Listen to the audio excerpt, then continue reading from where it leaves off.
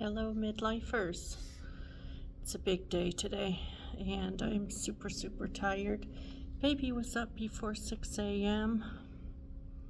It brings me a lot of joy to hear my daughter go and get her, and they just talk so early in the morning. And we all got lucky, and baby went back to sleep from like 8 to 10. I can't go back to sleep when baby gets up. I can't go back to sleep when anything happens that wakes me up. I get home from work at midnight and can't go to sleep right away because your mind goes crazy. And the same thing happens when you get woken up. Your mind goes crazy. Today, my parents made a 2-hour road trip to go get some imaging done for my mom's pancreas cancer that she's getting treated at stage 3. Of course we won't get results right away. It's imaging and that takes some time to get back. But my thoughts this morning while they were driving far away to go do that is just, what's next?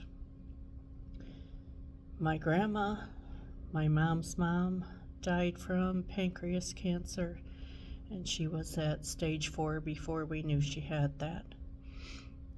So then it's just acknowledgement and enjoying the time that we had left. Now my mom's is stage 3 pancreas cancer, but her tumor marker has gone from 2,000 to 200, so they wanted to do some imaging. And my prayers are just that has really shrunk back and will give her a little bit of quality of life back. The thing is with pancreas cancer, I mean, we're really lucky that she's at stage 3, which means it hasn't spread anywhere else yet so far that we can tell, which would make her operable. If the tumor shrinks back, hers is in the head of her pancreas, so it's surrounded by every organ. And if she can shrink it back, there's a chance to have a surgery, or she can continue chemotherapy and just kind of keep it at bay for a little while, or she can do chemotherapy and a targeted radiation possibly. We haven't gone to see the surgeon for a few months to kind of talk over options. But one thing I am is a super realist, and so I look at what the surgery looks like. I look at prognoses. I'm just a factory worker, but I want to know what I'm looking at in the most painful and honest way that I can get that information. So the surgery, if she gets to have surgery, she may opt for not having surgery.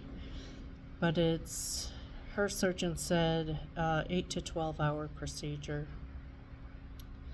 where they remove a lot of organs, a lot of blood vessels, some lymph nodes around the area, parts of her intestine, parts of her stomach, parts of the pancreas. It's just a lot. Rerouting pathways to reconnect digestion pathways. It's a huge thing. And I suppose for a younger person or a person that's in good health still, it would be a godsend. Even after the surgery, it's a 1 to 2 week hospital stay. It's 4 to 6 weeks to get back to basic household activities. It's 2 to 6 months for full recovery, and then your life changes. You'll always be on insulin And my mom's never had diabetic problems. She's never had problems with blood sugar, but that would be a thing, and she's starting to get used to that now. But that would be a thing that would be never ending, with half of your pancreas you're going to have to be on insulin. And that would be great if that was it.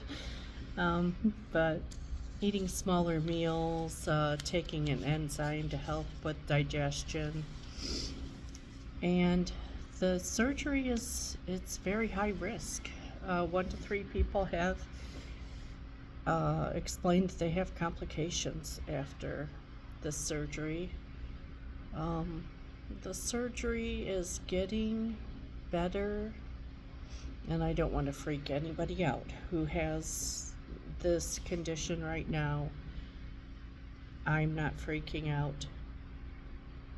I have a special sensitivity to it just because I watched my grandma go, but she was not operable. She had cancer everywhere before they knew she had cancer at all. So this isn't the same, and I'm always hopeful. And even though it's a large surgery, they lose very few people during the surgery. They've really come a long way.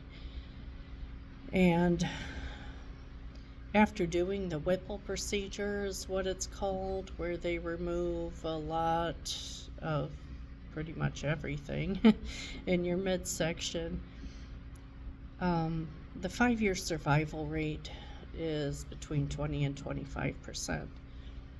And I think that would be really worth it if those are good years that follow. And I'm praying for that for my mom. With this imaging, I'm praying for that. I'm praying that this tumor has backed off from a blood vessel that's going to her liver. I'm praying that she's operable and that she wants to do that. Chemotherapy's been super, super hard on her. It's super hard on me. And I know that sounds selfish and stupid, but from watching my grandma go and then watching my mom suffer with taking chemotherapy for the second time in life, she's had breast cancer and had chemo, and now pancreas cancer and takes chemo. It's just hard on her body. She's losing her hair again, which makes her so sad. And her mental condition, she calls me crying, and she's sad, and I understand that. And I wish I could take it all away from her. We can't do that, and that breaks my heart. But this morning, with baby getting up and me watching baby before I go to work today, it really lifted my spirits. It keeps me present. It keeps me from thinking about these things that I don't want to think about. As much as I'm a realist and as much as I am willing to face things head on, we have to stop and remember that there's other things, and we only can do what we can do. So little grandbaby saved me from my menopausal hot flashes at 6 a.m. and then from my mind when she got back up at 10, and I'm so glad to have her there. And as hard as it is to babysit grandbaby before I go to work myself, it's a blessing that she's there and keeps me centered and is a reminder of a future. It's a reminder of when my babies were young. It's just a awesome reminder of every good thing and the reason that we're here. And I just wanted to share that with you. I am joyful to my mother. I'm hopeful to my mother. But to myself, sometimes I just wake up panicked. And today was one of those days, knowing she was going to be on the road for a few hours to go get her imaging. And baby kind of saved me from that. I'm not going to let fear rob me of the gift of time that I have with my mom. And I've been blessed with that. I got robbed of that time with my grandma. And my grandma and I spent a lot of time together before she passed. Most of my life, I spent just as much time with her as I did with my own mom. And the suffering of her loss is great. And reliving it is even harder with my own mom. And I'm still going to keep my joy. I'm still going to keep present. I'm going to enjoy this time with this baby. I'm going to enjoy every minute I get with my daughters. And I want my daughters and my grandkids to be around my mom as much as they can. That's tough because you never know when a child is sick. And my mom's going through chemo. She's at a weakened state, and I have to be super careful of that. So our next big gathering, and hopefully we can be outside and not all cooped up in the house, is Easter. All the grandkids are coming that are local, and my children are coming that are local. And I hope this is not our last Easter with Mom. I'm hopeful that it won't be my last Easter with my mom, but we're going to make it the best day we can in case it would be. And that's the blessing we have, that we have today. We have Easter this year in 2026, and we'll see what happens next. I'm trying to keep a very, very good spirit. It's hard. It's hard living the everyday life and dealing with parents that are ill, and I know most of us go through this, but there's nothing that makes you feel more isolated and alone than this kind of weight from an ill parent. And she's at home, and she's joyful, and she's doing the best she can to keep her strong face on for me too, I believe, and I'm going to keep doing that for her. So thank you for joining me. I am keeping a joyful heart, and please join me on this journey and share your stories with me. I've had one person that has said to me that he suffered several losses from pancreas cancer. It's a tough one. And my heart is sad for him. My heart is sad for me. But I'm going to keep the joy that I have. I'm going to keep the joy for my granddaughter that makes me happy every day. I'm going to be so sad when she moves, whenever that is. And that my daughters, my adult children, I'm going to be reminding them to watch their health, to watch their diet, to get their blood work and their imaging done, all the things.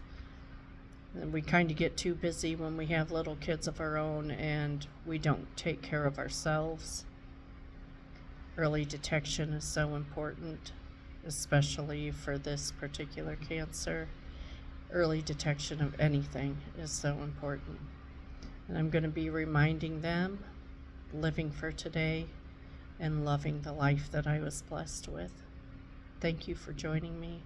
Please subscribe, and we'll see you so soon. Bye-bye.